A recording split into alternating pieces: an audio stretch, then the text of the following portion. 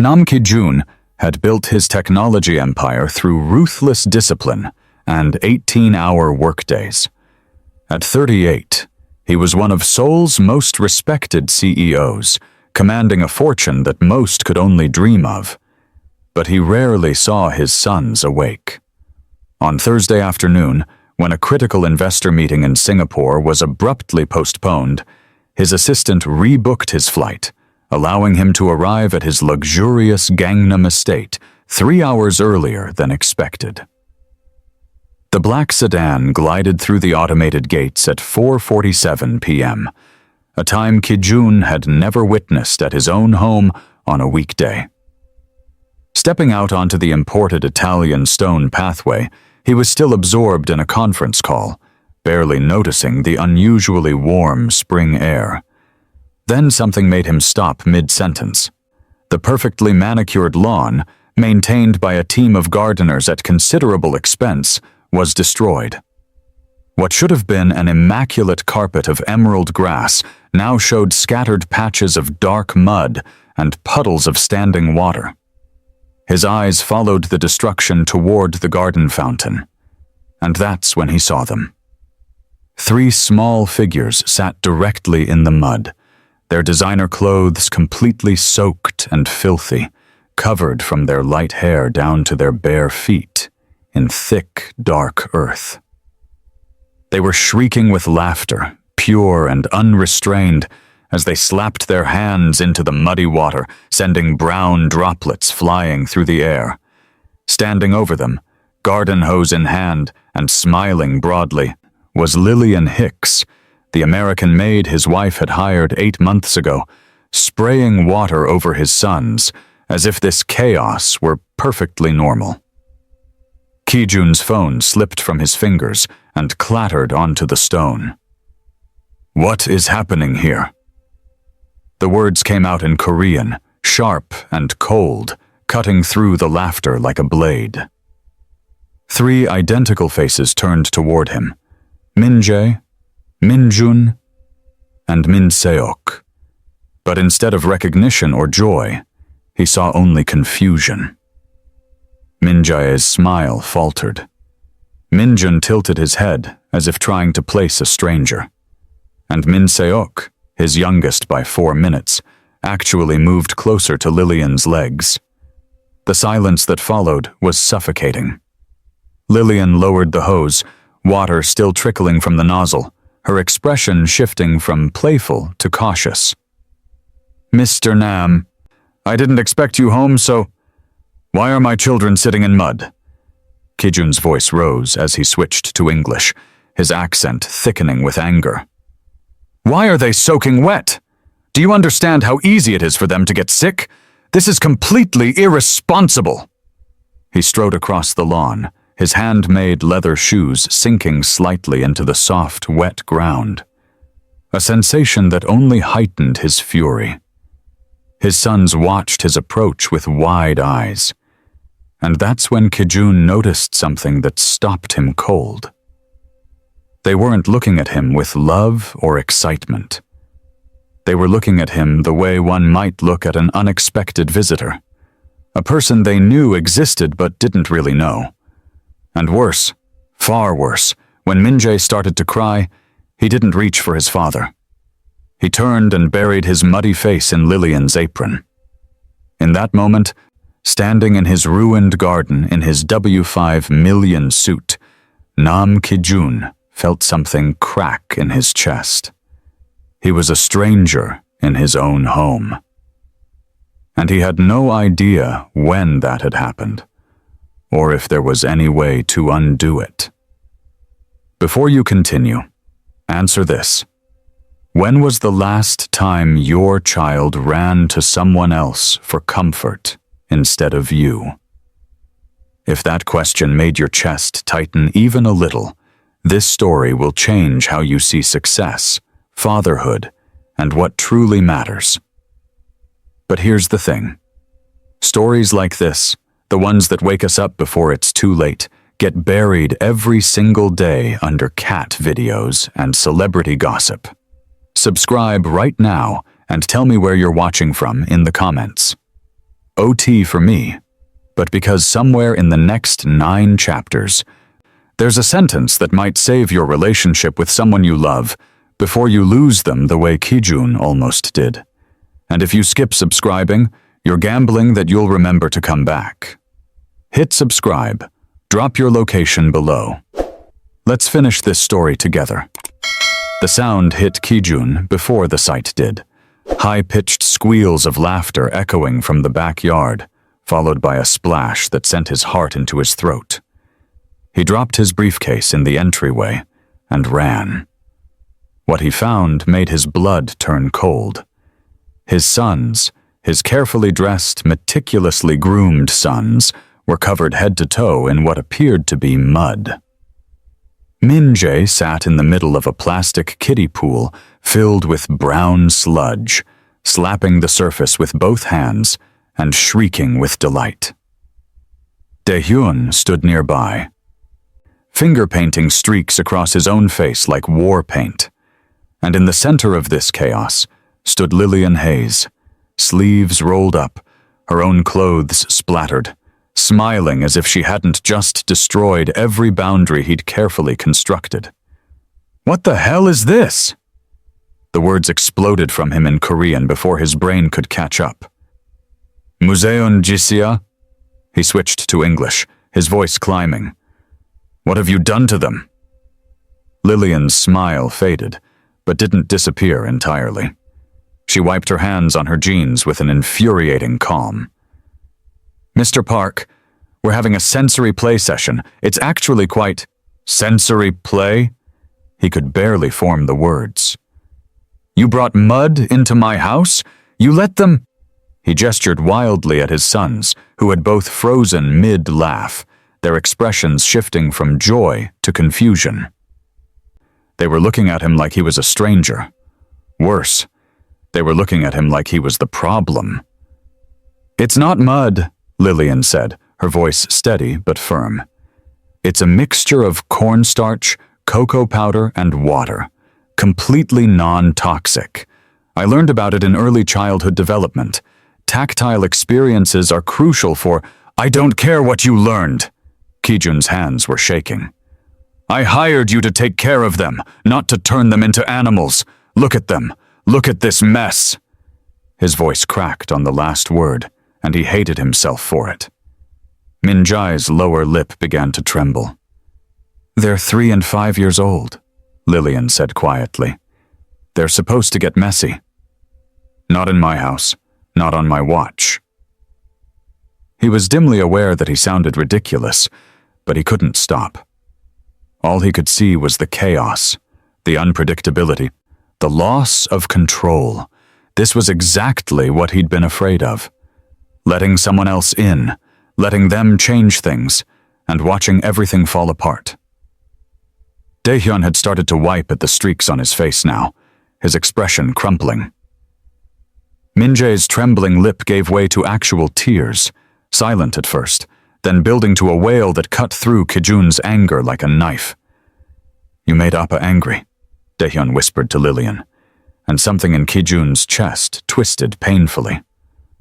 "Your father isn't angry at you," Lillian said, crouching down to their level. "He was just surprised. It's okay to..." "Don't tell them what I feel," Kijun snapped. "When was the last time you heard them laugh like that?" The voice came from behind him, soft but weighted with something he couldn't quite name. Yuna stood in the doorway, still in her work clothes, her bag hanging from one shoulder. He hadn't even heard her come home.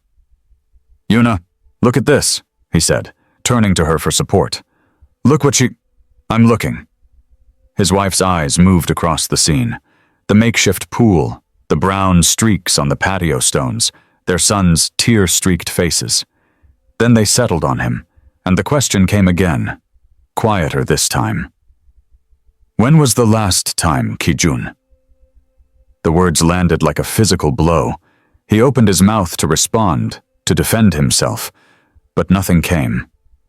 He couldn't remember. The realization made him feel like the ground was shifting beneath his feet. "Lillian," he said, his voice tight. "Clean them up, immediately." He turned and walked inside before anyone could see his hands shaking, before the crack in his armor could widen any further. Behind him, he heard Yuna's gentle voice murmuring something to Lillian, heard the splash of small hands returning cautiously to their play. The seed had been planted, whether he wanted it there or not. The clock on the nightstand blinks 3:17 a.m. when Kijun gives up on sleep entirely. He's been staring at the ceiling for 2 hours, listening to Yuna's steady breathing beside him, counting the minutes between her exhales like a man timing intervals between waves. There's no particular reason he can't sleep, no looming deadline, no immediate crisis, just the familiar weight pressing down on his chest, the one that's become so constant he sometimes forgets it's there until nights like this, when the silence amplifies everything. He slides out of bed carefully, his feet finding the cool hardwood floor. The house at night feels like someone else's home. All shadows and unfamiliar angles. He moves through it like a guest trying not to disturb the real occupants, one hand trailing along the wall for balance he doesn't actually need. The nursery door is slightly ajar. He doesn't remember leaving it that way, but Yuna must have checked on them before bed. She always does, even though the boys are old enough now that they don't need it. Kijun pushes it open slowly, wincing at the slight creak of hinges. Inside, 3 small bodies are sprawled in their beds in various states of chaos. Minho, with his leg hanging off the edge, Daehyun clutching his stuffed rabbit, Junho sleeping perfectly still, like he's already learned to take up less space than he deserves. Kijun stands in the doorway for a long moment, watching them breathe. They look so peaceful, it almost hurts, and the corkboard hangs on the wall beside the window, cluttered with artwork from preschool. Yuna pins up everything they bring home, every scribbled mess of color, every misshapen handprint turkey. She says it's important to celebrate their creativity. Kijun approaches it now, drawn by something he can't quite name, and begins looking at the drawings properly for the first time in months. There's one with a house and a sun and what might be a dog, though it could just as easily be a potato with legs. Another shows 3 boys holding hands in a line, their smiles taking up half their faces.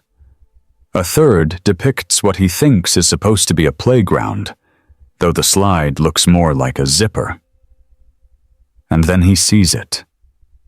The pattern he'd never noticed before, or maybe had noticed but refused to acknowledge. Every drawing, every single one, has the same figures.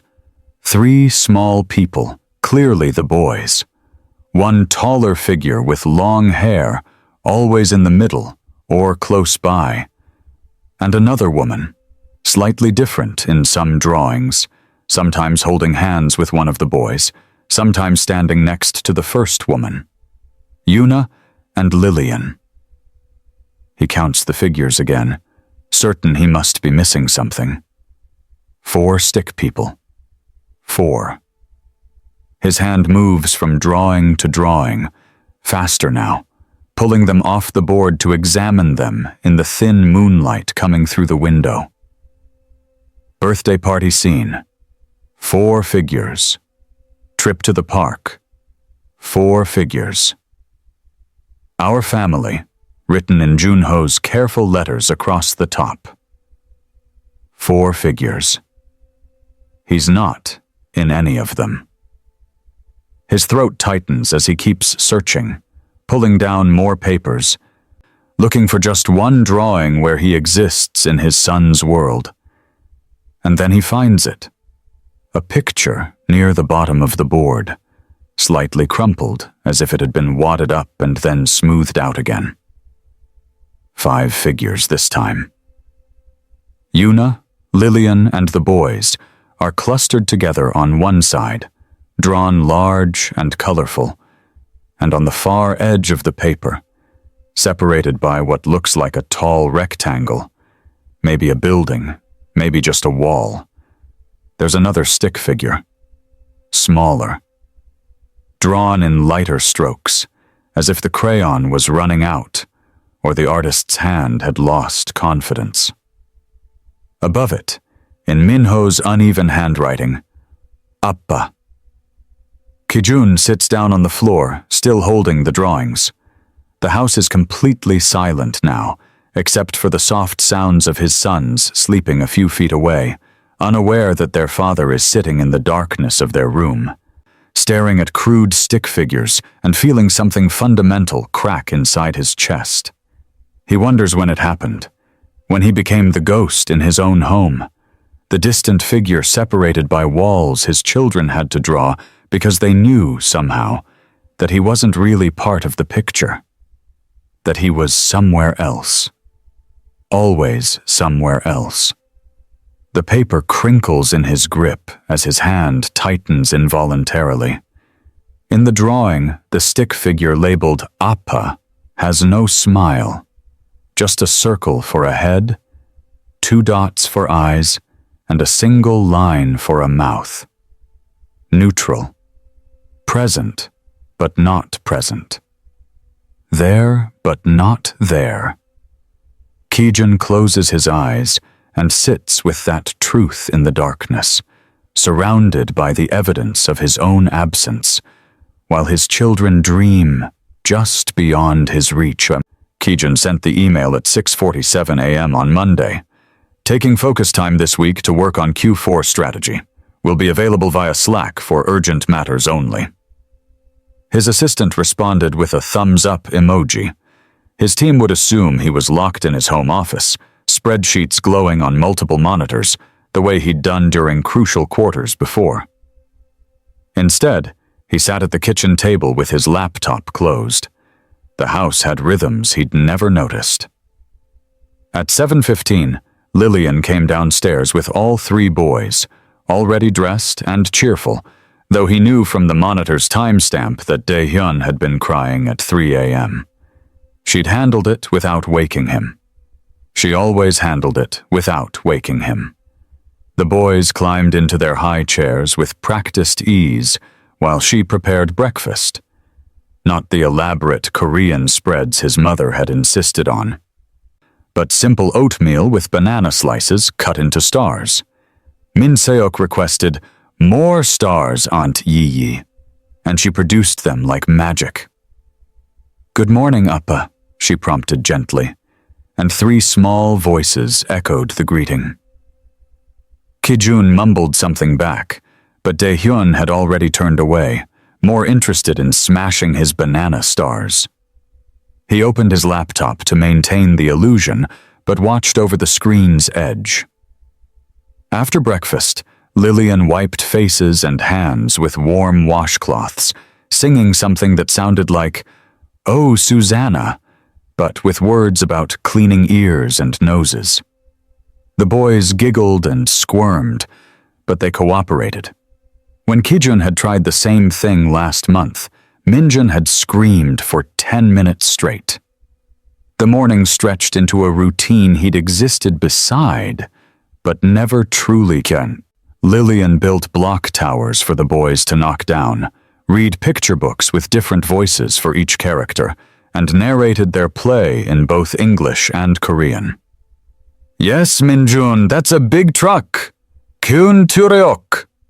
Her accent was terrible, but the boys didn't care. They just wanted her attention, which she gave as naturally as breathing. Around 10, she took them to the backyard. Kijun moved to the living room window, still pretending to work.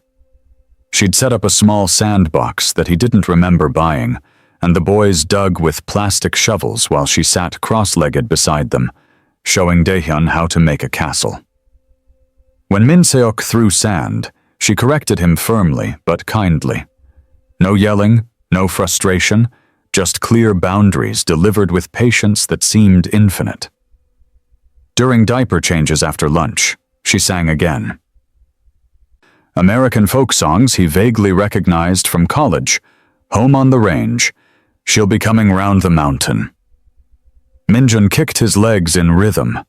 Daehyun tried to sing along, his gibberish somehow perfectly matching her cadence. They made it look easy, natural. When Kijun changed diapers, it felt like wrestling small, angry octopi. He tried to join them during afternoon playtime. Minseok had lined up his dinosaurs by size, and Kijun picked up the T-Rex, making what he thought was an appropriate roaring sound. Minseok's face crumpled. He snatched the dinosaur back and moved closer to Lillian, who was helping Minjun with a puzzle. The T-Rex is sleeping right now, Appa, Lillian explained softly. Minseok has a whole story about their nap time. Of course he did. A story Kijun knew nothing about him. He retreated to his actual office for a video call he'd forgotten to cancel. His colleague asked how the boys were doing. Great, Kijun said automatically. Really great. Through the wall, he could hear Lillian making exaggerated dinosaur roars, followed by the triplets' delighted shrieks. His colleague commented on the noise. Kijun muted himself. The days blurred together. Tuesday, Wednesday, Thursday. Each one revealing how peripheral he'd become. When Daehyun fell and scraped his knee Wednesday afternoon, he ran past Kijun straight to Lillian, crying, "Aunt Yi-Yi! Aunt Yi-Yi!" She scooped him up, examined the scrape, and kissed it better while Kijun stood frozen, holding a report he'd been pretending to read. By Friday, he understood the truth with crystalline clarity. He wasn't their father in any way that mattered. He was the invisible man, the ghost who paid the bills and sometimes appeared at dinner. They didn't need him. They had her, and she had never looked happier. The study door was ajar, just enough. Kijun had been passing through the hallway, briefcase still in hand, when Yuna's voice drifted out from the playroom. He'd meant to step inside, to say goodnight to the boys before retreating to his desk, but something in her tone made him pause. "Who do you want to take you to the park tomorrow?" she asked, and Kijun could hear the smile in her voice, that gentle warmth she always had with them. The chorus came back instant and unanimous. "Aunt Yi-Yi!" 3 voices, bright with excitement. 3 voices that didn't hesitate. Kijun's hand tightened on the briefcase handle. He told himself it was fine. Yi-Yi was wonderful with them. Of course they adored her. It didn't mean anything. What about Appa? Yuna's question was softer now, carefully casual. The silence that followed was brief, but devastating. "Appa is always working," Minjun said finally, his 7-year-old voice matter-of-fact, stating a simple truth about the world. "Appa doesn't know how to play." The words hit like a physical blow. Kijun felt his breath catch, felt something crack open in his chest. "I like when Aunt Yi-Yi reads stories," Minjae chimed in, oblivious to the damage he was inflicting. "She does the funny voices, and she lets us stay up late sometimes. And she makes the pancakes shaped like animals," Minho added, his youngest voice bubbling with enthusiasm. They weren't being cruel. That was what made it unbearable. They were simply telling the truth as they saw it, innocent and honest in the way only children could be. They weren't trying to hurt him. They probably didn't even realize he could be hurt. Kijun's vision blurred. He blinked hard, took a step back from the doorway. His feet moved of their own accord, carrying him down the hallway, away from the playroom, away from those small voices that had just carved out his heart without knowing it. Appa doesn't know how to play. He'd thought he was doing everything right. The business was thriving. He'd secured 3 major contracts this quarter alone. The boys had everything they needed, the best schools, the finest clothes, this beautiful home. He worked himself to exhaustion to give them the life he'd never had. The security he'd craved as a child watching his own father struggle. But somewhere in all of that providing, all of that building and securing and protecting, he'd forgotten to be present. Or maybe he'd never learned how. The study door clicked shut behind him. Kijun set the briefcase down with trembling hands, then locked the door, something he never did. His fingers fumbled with the mechanism twice before it caught. The room was dark, except for the city lights filtering through the windows. He didn't turn on the lamp. Instead, he sank into the leather chair behind his desk and pressed his palms against his eyes, as if he could physically push back the wetness he felt gathering there. Appa doesn't know how to play. When was the last time he'd read them a story?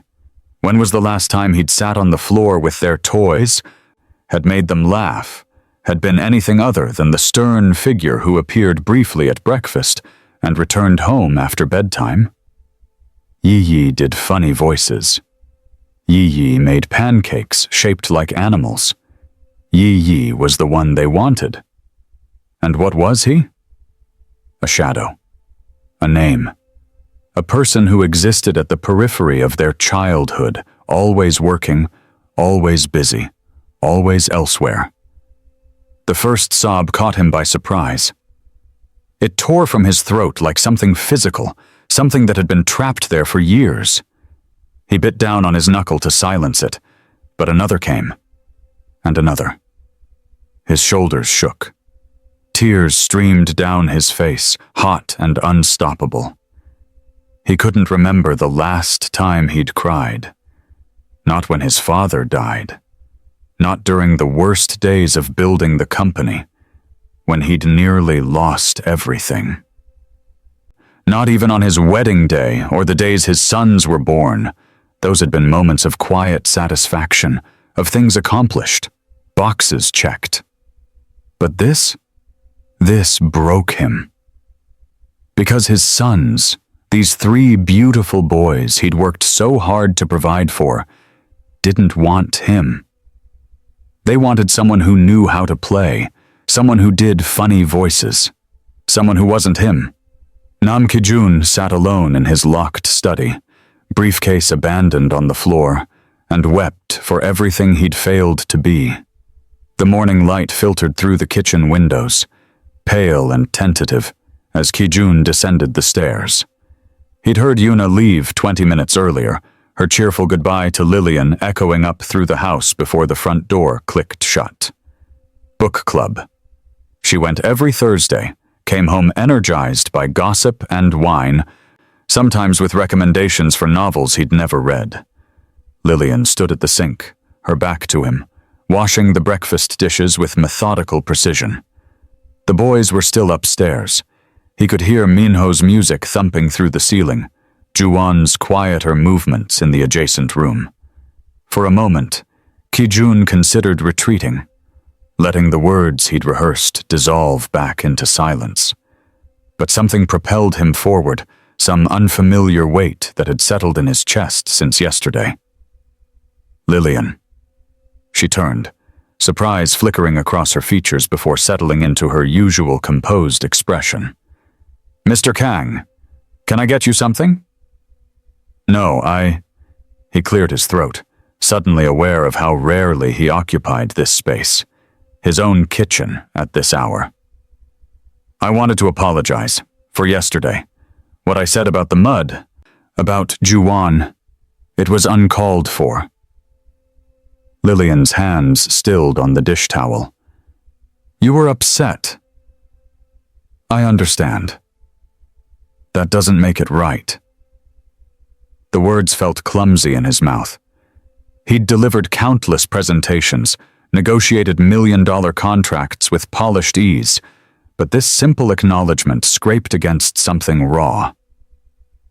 You do so much for them. For us. I shouldn't have... Mr. Kang, really, it's okay.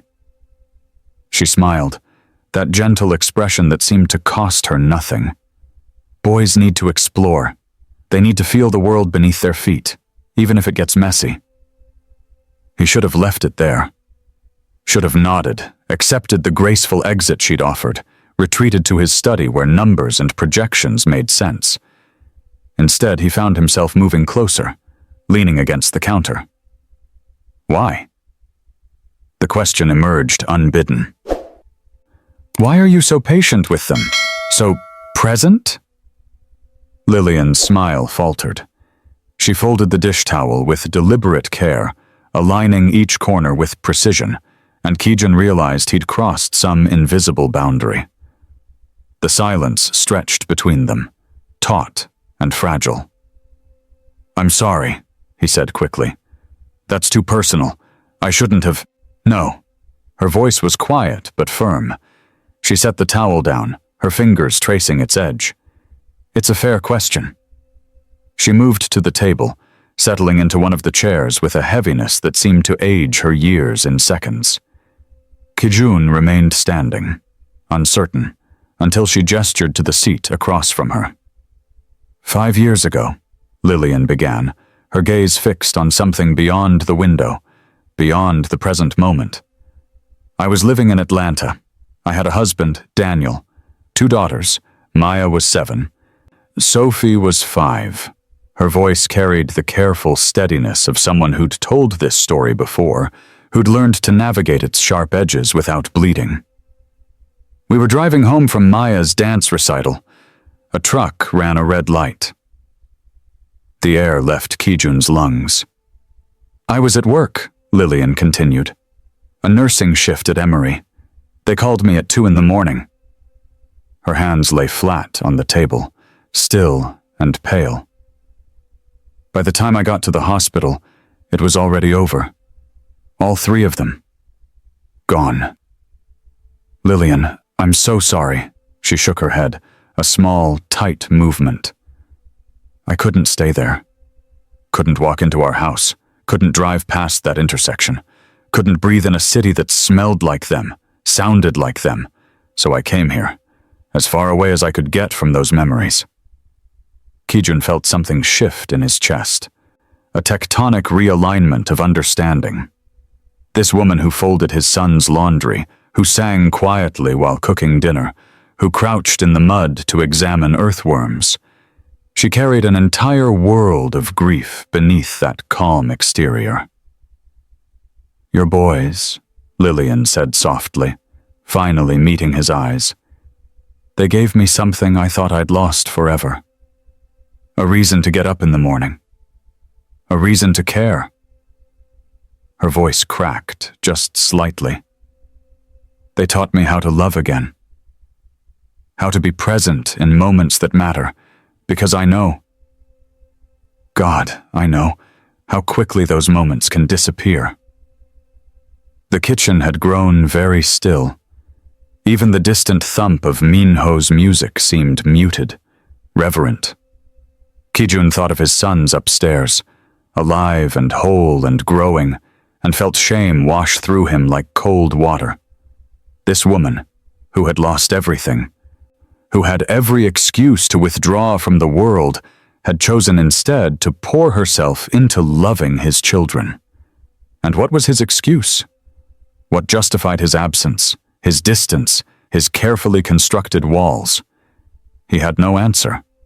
Only the terrible, dawning realization that he'd been living like a man already half dead, while Lillian, who had actually walked through Death's Valley, had somehow found her way back to life. Thank you, he finally managed, the words insufficient but sincere. For telling me. For being here. For them. Lillian nodded, wiping her eyes with quiet efficiency. Upstairs, Juan called out for her, his voice bright with some new discovery, and she rose from the table, transforming before Kijun's eyes back into the woman his sons knew. Steady, present, whole.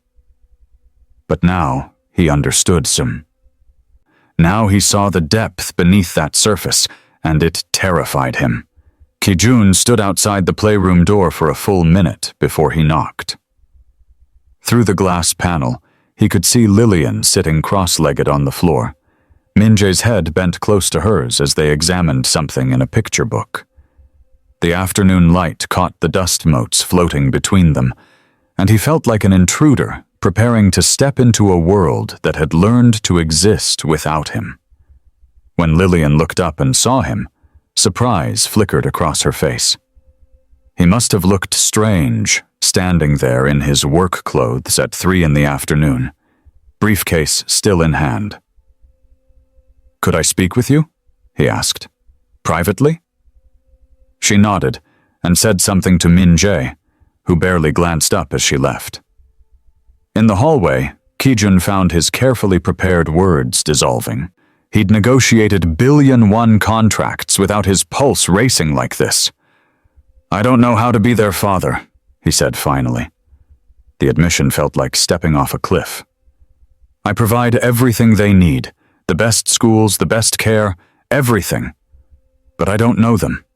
I don't know what Min-jae's favorite color is or what makes June laugh when he thinks no one's watching." He met her eyes. Could you teach me?" Lillian studied him for a long moment. He'd expected skepticism or perhaps pity, but her expression held something else. A cautious hope tempered by experience. "I can try," she said, "but I have one condition. You have to be willing to look foolish. Children don't want perfect. They want present." The word foolish landed like a challenge. Ki-jun had spent his entire adult life cultivating an image of competence, of unshakable control. He thought of his father, always distant and disapproving, and how he'd sworn never to be that man. Yet here he was, having achieved the distance without any of the alternative he'd imagined. "I can do that," he said, though terror moved through him like a cold current. "This afternoon, then," Lillian said. "Come to the playroom at 4. And Mr. Kang?" She paused. "Leave the briefcase in your office." When he returned at 4, she was waiting. Min-jae was building something elaborate with blocks, while June pushed a toy car in dizzy circles around the perimeter of the rug. Neither child acknowledged their father's entrance. "Get on the floor," Lillian said quietly. "Let them lead. Your job isn't to teach right now, it's to follow." Ki-jun looked down at his expensive slacks, his Italian leather shoes. Then he took them off, lined them carefully against the wall, and lowered himself to the carpet. The floor was harder than he'd expected, and sitting cross-legged made his knees protest. He felt ridiculous and completely out of his depth. For several minutes, nothing happened. The children continued their separate activities, while Ki-jun sat frozen, unsure even where to direct his gaze. Then Min-jae glanced over, did a double-take at seeing his father on the floor, and something shifted in his expression. The boy stood up and walked over, carrying a toy medical kit. He opened it and pulled out a plastic stethoscope, studying his father with the serious intensity of a diagnostician. "You're the sick patient," Min-jae declared, pressing the stethoscope to Ki-jun's chest. Ki-jun started to say something, to explain or direct or joke away his discomfort, but Lillian caught his eye and shook her head minutely. "Just follow." So he did. When Min-jae told him to say, "Ah," he opened his mouth. When his son pretended to take his temperature, he held still. When Min-jae announced with great gravity that he needed an operation, Ki-jun lay back on the carpet and stared at the ceiling while small hands moved toy instruments over his stomach and chest. June abandoned his car and came closer, drawn by the unfamiliar sight of his father horizontal and compliant. He picked up a toy hammer from the medical kit and bonked Ki-jun gently on the knee. "That's the reflex test," Lillian whispered, and Ki-jun jerked his leg in exaggerated response. June laughed, a real laugh, surprised and delighted, and did it again. "The operation is working," Min-jae announced. "You're getting better. Kijun felt something crack open in his chest, some frozen place he hadn't known was there. He was lying on a playroom floor in his work clothes while his sons pretended to heal him, and he'd never felt more vulnerable or more necessary. This wasn't negotiation or provision or control. This was surrender of a kind he'd never imagined. The willingness to be foolish, to be patient, to let someone else set the terms. "Now you're all better," Min-jae said, patting his father's shoulder. "You can get up." But Kijun stayed on the floor a moment longer, meeting Lillian's eyes. She nodded once, and he understood. This was only the beginning. Kijun left work at 5 p.m. on a Tuesday, and the entire office fell silent. His assistant actually stood up from her desk, eyes wide, as if she'd witnessed something supernatural. The marketing team exchanged glances. Someone whispered, "Is he sick?" But Kijun simply packed his briefcase, straightened his tie, and walked out into the early evening sunlight, his heart pounding with something that felt dangerously close to hope. The first week was awkward. He arrived home to find the triplets in the middle of their pre-dinner chaos, and they looked at him like he was a stranger who'd wandered into the wrong house.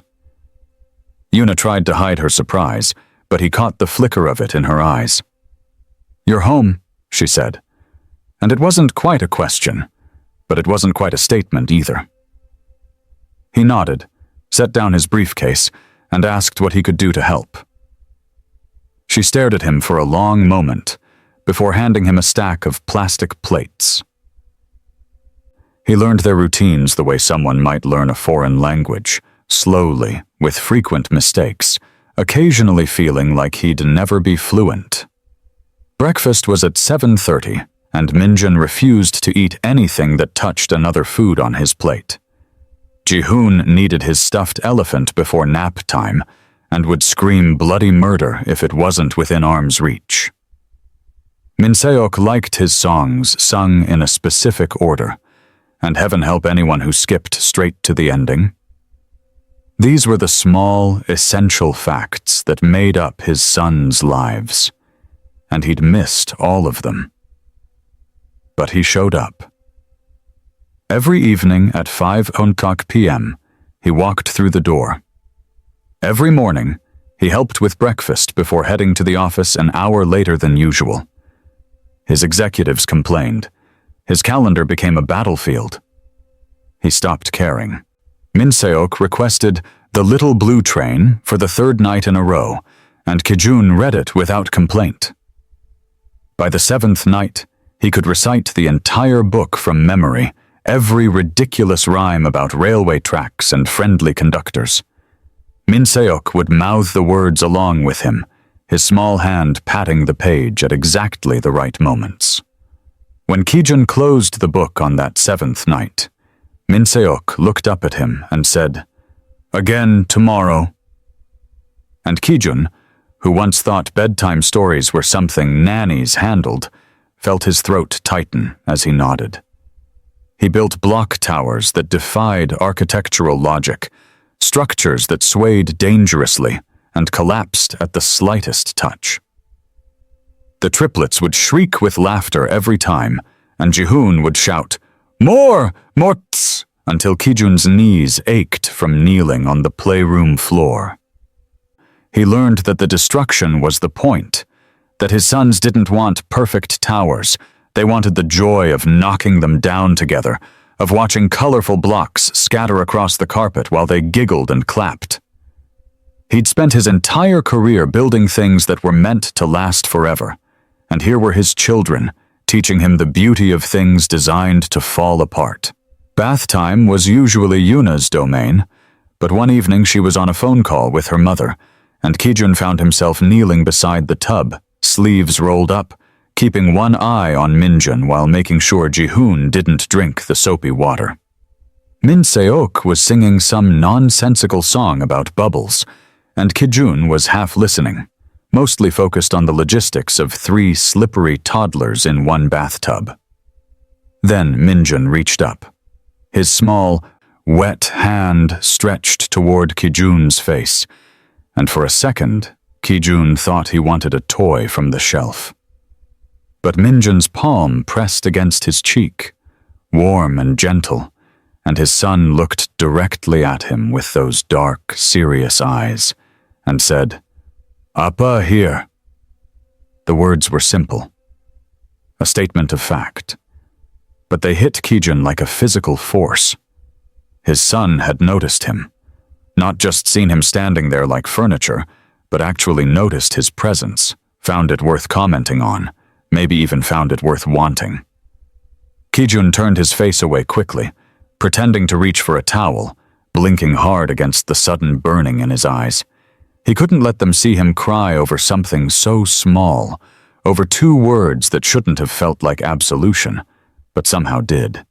Later, after the triplets were asleep, Yuna found him standing in the hallway outside their bedroom. He wasn't doing anything, just standing there in the dim light, staring at the closed door. She approached quietly, and he turned to her, his expression raw in a way she hadn't seen in years. "He noticed me," Kijun whispered, his voice breaking slightly. "He actually wanted me there." And Yuna, who'd been angry and hurt and exhausted for so long, reached out and took his hand, squeezing it once before letting go. The morning light filtered through the study windows as Kijun sat across from Yuna, his hands folded on the desk between them. 3 months had passed since that night in the hospital, 3 months of small revelations and quiet transformations. He'd learned that Junho preferred his sandwiches cut diagonally, that Minho hummed when he concentrated on drawings, that Yuna took her coffee with too much sugar when she was tired. These tiny intimacies, once invisible to him, now felt like treasures he'd nearly let slip through his fingers. "I need to talk to you about Lillian," he said. Yuna looked up from the tablet she'd been reviewing, her expression shifting to one of careful attention. She'd grown used to these conversations over the past months, Kijun asking questions, seeking her input, actually listening to her answers. It still sometimes caught her off guard. "I've been thinking," he continued, his voice steady but earnest. "We can't keep calling her the Maid. She's never really been just that, has she? Not to the boys, not to you. And not," he paused, choosing his words carefully, "not to me, though I was too blind to see it." Yuna set down the tablet. "What are you proposing?" "I want to ask her to be part of our family, officially. Aunt Lillian." The words came easier than he'd expected. "And I want to set up a trust fund for her, make sure she's provided for, not as an employee benefit, as family. She should know that she'll always have a home here, security, that she matters beyond what she does for us." Something flickered across Yuna's face. Surprise, perhaps, or maybe something deeper. She reached across the desk, her hand finding his. "She'll cry, you know." "I know. And she'll say no at first. She'll say it's too much." "I know that too." Kijun turned his hand over, lacing his fingers through hers. "But it's not too much. It's barely enough for someone who—" He trailed off, emotion tightening his throat. "For someone who raised my sons when I wouldn't." They found Lillian in the kitchen that afternoon, flour dusting her apron as she rolled out dough for the boys' favorite cookies. The familiar scene, one Kijun had walked past hundreds of times without really seeing, struck him now with its simple beauty. This was what home looked like, not the marble floors or the imported furniture, but this. Someone making cookies because she knew what would make 2 little boys smile.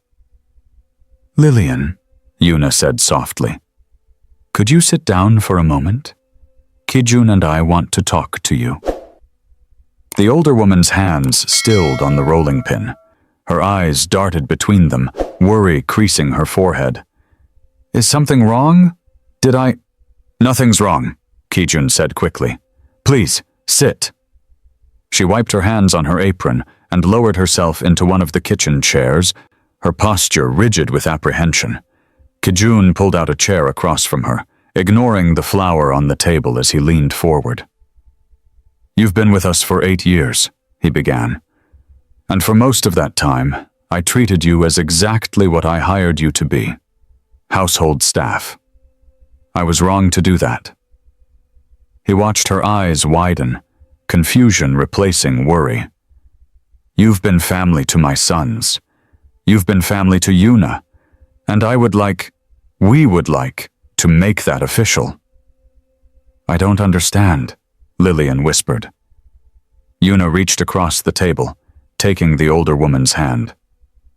"We want you to be Aunt Lillian, not the maid, not the nanny, family, and Kijun wants to set up a trust fund for you. Make sure you're always taken care of." "No." Lillian shook her head, pulling her hand back. "No, that's too much." "I couldn't possibly." "You're already family to them," Kijun said, his voice firm but gentle. "The boys don't see you as an employee. They see you as Aunt Yi, the person who reads them stories and makes their favorite meals and knows when they're sad before they say a word. I'm just asking permission to see what they've always seen." Lillian's eyes filled with tears, her composure finally cracking. "I never expected." Her voice broke.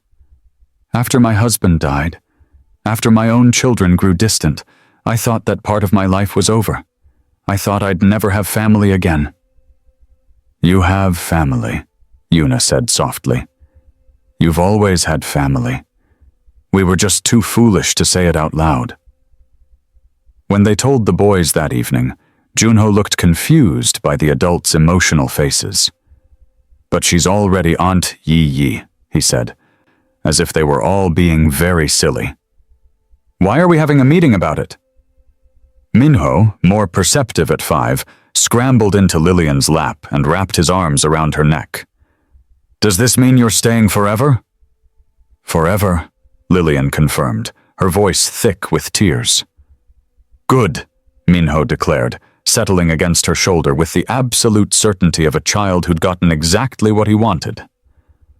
That night, long after the boys were asleep, and Yuna had gone to bed, Kijun stood in the doorway of his son's room.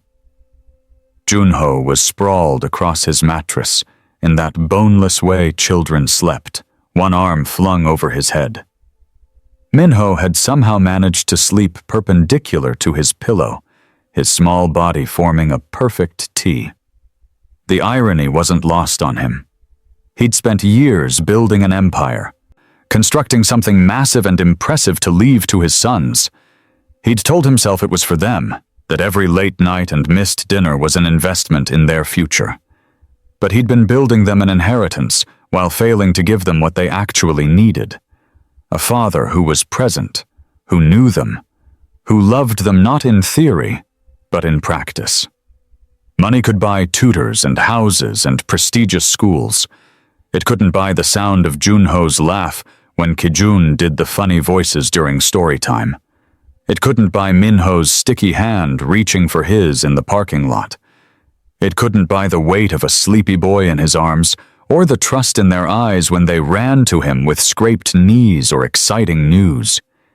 He'd nearly lost all of it, this, the only thing that actually mattered. And for what? A company that would survive without him, deals that someone else could make, achievements that would be forgotten in a generation? The greatest thing he could give his sons wasn't in any trust fund or stock portfolio. It was himself. Flawed, learning, trying, present. Finally, irrevocably present. Kijun pulled the door closed softly and walked back down the hallway, toward the bedroom where Yuna slept, toward the life he'd almost let slip away. Tomorrow, he'd make them pancakes. Junho liked his with chocolate chips. Minho preferred plain with extra syrup. Small things. Everything. The morning of the triplets' 5th birthday arrived with the kind of chaos that would have horrified Kijun 2 years ago. Now, as he laced up the old sneakers he'd bought specifically for today's event, he found himself grinning at the sound of 3 small voices debating whether chocolate or vanilla mud would make stronger castles. "Appa! Appa!" Min-jae burst into the bedroom, already wearing the oversized t-shirt designated for maximum mud coverage. "Lillian says we can start soon. She's making the mud extra squishy." Kijun caught his son mid-leap, spinning him around. "Extra squishy? That sounds scientifically advanced." "It's very scientific," Min-jae said seriously. "She's using the hose for exactly 3 minutes per section." In the garden, Lillian had transformed the carefully manicured lawn into what could only be described as a professional mud engineering zone.